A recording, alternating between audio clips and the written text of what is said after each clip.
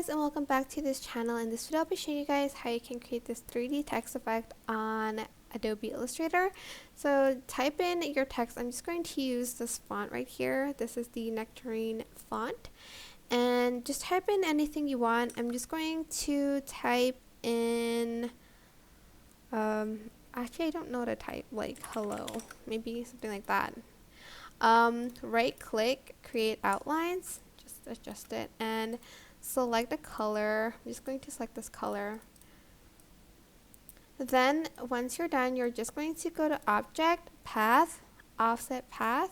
Just going to leave it at 20, press OK, select a darker color, and then you're just going to want to bring it to the back. So press Control and the parentheses, but it's like the square one. If I right click it and go to arrange, it's send to back, it's that one.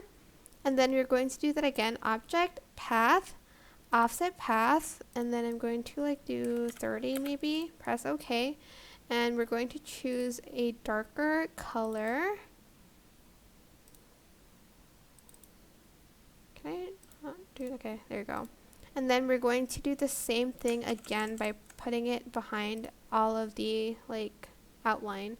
So send to back, select it, make sure you've already grouped it, go to effect, 3D and materials, and select inflate. Okay, it's going to create something like that. Now what you're going to do is you're going to go to materials, select the default one, go to roughness and put it at 0.1, and for the metallic you're going to put it at 0.27. Go to lighting, select top left, then you're going to put the height at a 60-degree angle. Close it, and there you have it. It looks so cool in my opinion. But yeah, that is it for this video. I hope it was helpful for you guys. Don't forget to like, comment, share, and also subscribe to this channel if you haven't done that already. If you have any questions, just leave it in the comment section down below, and I'll try my best to answer them all for you guys.